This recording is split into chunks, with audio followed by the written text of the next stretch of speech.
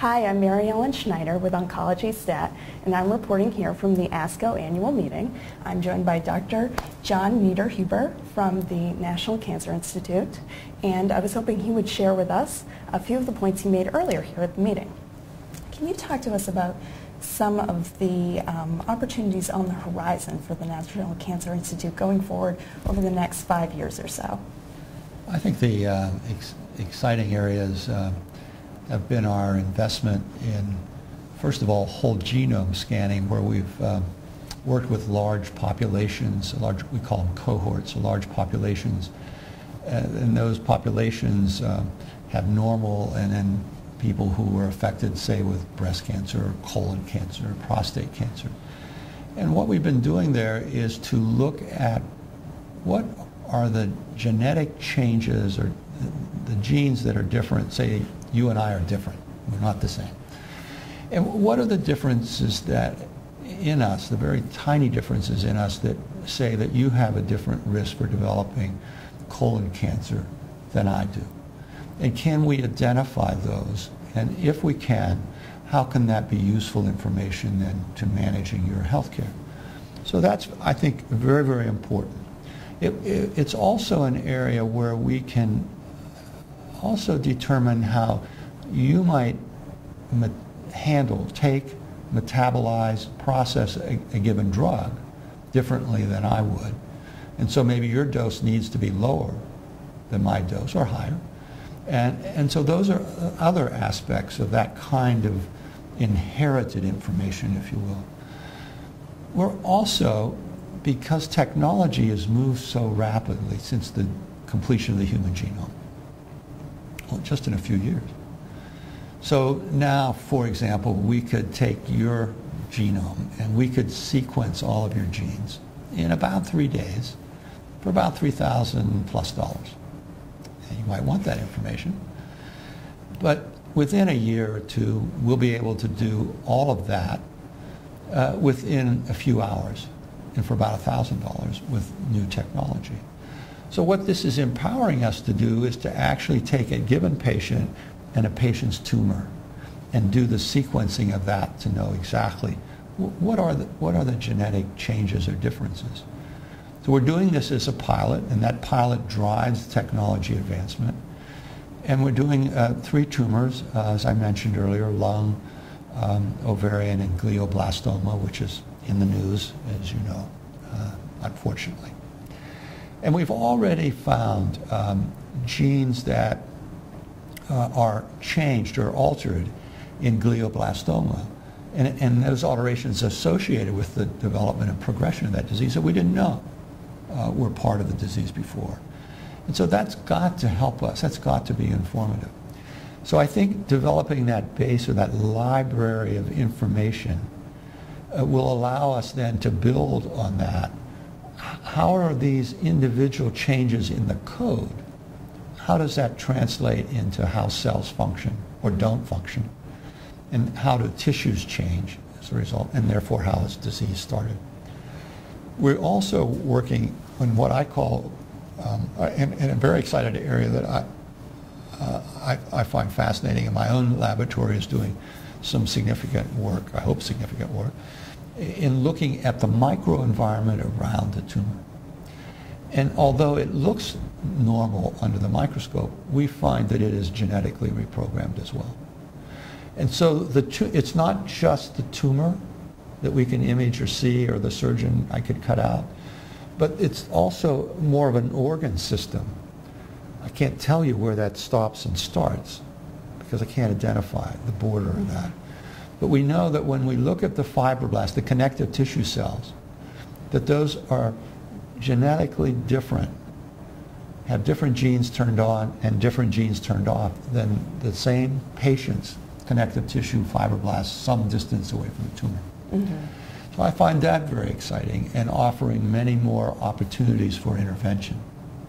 We've got some very exciting work in imaging.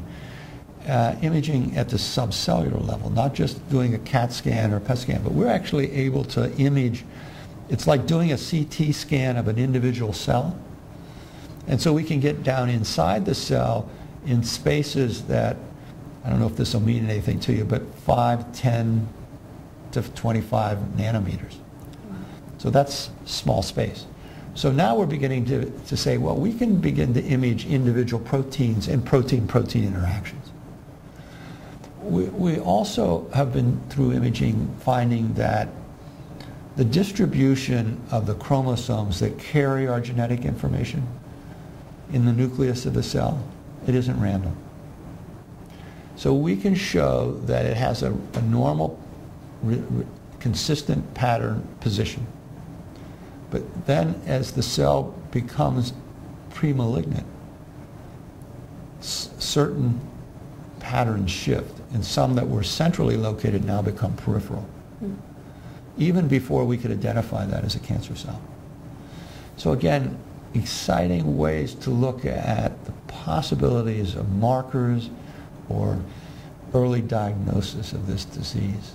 And maybe by getting a few cells, we could tell you. Maybe we can just put a very fine needle into the breast, or we can take a little aspirate from the nipple and collect a few cells, because we don't have to have a lot of cells. We can do it with a few cells. So those are some of the exciting areas, I think, that are really expanding our opportunity to change the course of this disease. Great. That sounds really exciting.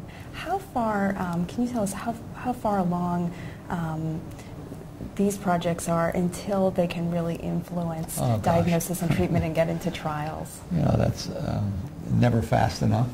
We would like to be able to translate these things just as rapidly as we can. Everything that we do is about translation of our science, and we're blessed at the National Cancer Institute with having the world's largest clinical research laboratory. I mean, we can put patients in the hospital, we can study them there in ways that we couldn't any other place in the world. So we're very fortunate to have those resources. The country is very fortunate to have that resource. I would expand on your question by saying that I'm almost more concerned about access than I am about science.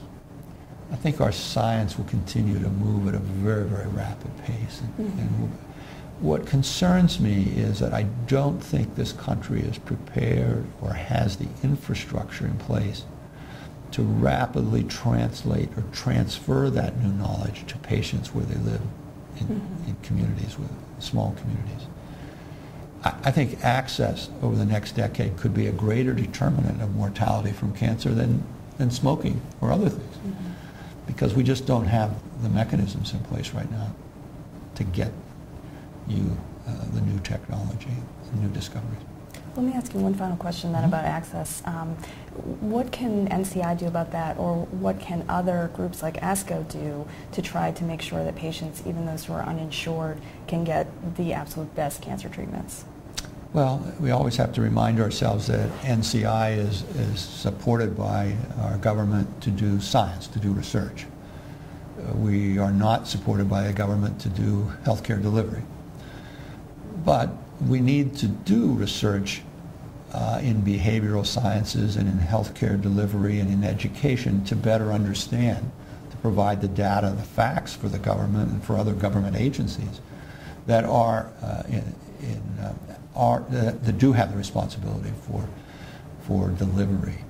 So we are making those investments. The pilot project that I initiated, called the Community Cancer Centers Program, where we have 16 pilot sites in rural parts of our country, not affiliated or not directly connected with major research universities, but connected now with our Cancer Centers Program, where we're asking these kinds of questions. How do we bring different specialists that care for cancer patients together to work more effectively as teams? How do we create an electronic medical record for those patients? What are the research barriers? What are the questions that we need to ask? How can we effectively understand how to do that?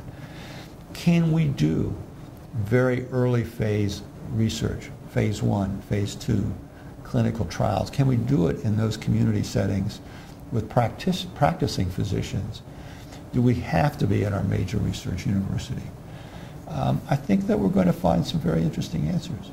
I don't think the answers will be the same if in a rural setting in Georgia as they will be in the Southwest or in Middle America or in Appalachia. I think there'll be very different answers of how we need to work and how we need to provide access. Terrific. Well, thank you so much for joining us. Oh, it's my honor. Thank you for asking me. Great. This has been Mary Ellen Schneider with OncologyStat. Thank you, Dr. Niederhuber, for joining us. My pleasure. Delighted to be here.